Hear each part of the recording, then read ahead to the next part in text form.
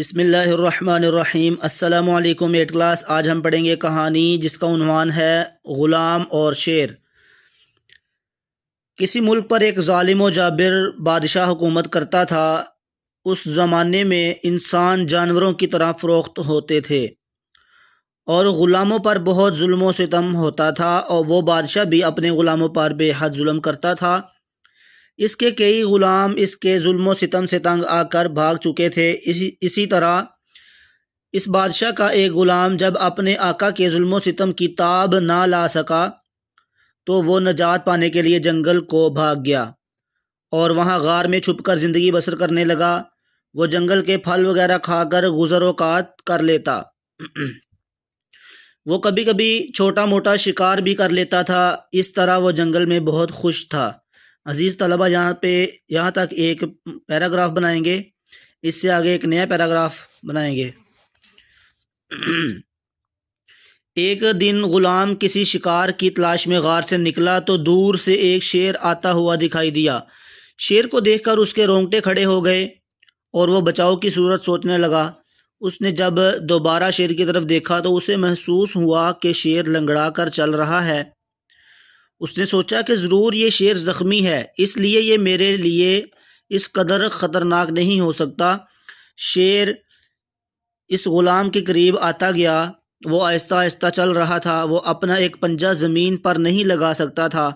جب شیر غلام کے بالکل قریب آ گیا تو اس نے اپنا پنجہ اوپر اٹھایا، گویا وہ غلام سے کسی مدد کا طلبگار تھا۔ غلام نے غور سے شیر کے پنجے کی طرف دیکھا تو اس میں ایک بڑا سا کانٹا چبھا ہوا نظر آیا۔ غلام سمجھ گیا کہ شیر اسی کانٹے کی وجہ سے درد میں مبتلا ہے، چنانچہ اس نے ہمت سے کام لے کر شیر کے پنجے سے کانٹا نکال دیا۔ کانٹا نکلتے ہی شیر کی تکلیف رفع ہو گئی، مطلب دور ہو گئی، ختم ہو گئی، اور وہ دم ہلا کر غلام کی احسان مندی کا اظہار کرنے لگا۔ کچھ دیر کے بعد شیر جنگل میں غائب ہو گیا۔ پھر ایسا ہوا کہ اس ظالم بادشاہ کے سپاہی اس مفرور غلام کو ڈھونڈتے ڈھونڈتے ادھر آ نکلے اور وہ اسے پکڑ کر بادشاہ کے پاس لے گئے۔ یہاں سے ایک نیا پیراگراف بنائیں گے۔ بادشاہ نے غلام کو بھاگ جانے کی یہ سزا دی کہ اسے بھوکے شیر کے آگے ڈال دیا جائے تاکہ وہ اسے چیر پھاڑ کر کھا جائے۔ چنانچہ ایک بڑے میدان میں بہت سے لوگ اکٹھے ہوئے اور غلام کو بھوکے شیر کے آگے ڈال دیا گیا۔ تماشائی اس بات کے منتظر تھے کہ شیر پلک جھپکنے میں غلام کو چیر پھاڑ کر کھا جائے گا، لیکن تماشائیوں کی حیرت کی کوئی انتہا نہ رہی جب انہوں نے یہ دیکھا کہ خون خوار شیر دم ہلا ہلا کر غلام کے پاؤں چاٹ رہا ہے۔ اصل میں یہ وہی شیر تھا جس کے پاؤں سے غلام نے جنگل میں کانٹا نکالا تھا۔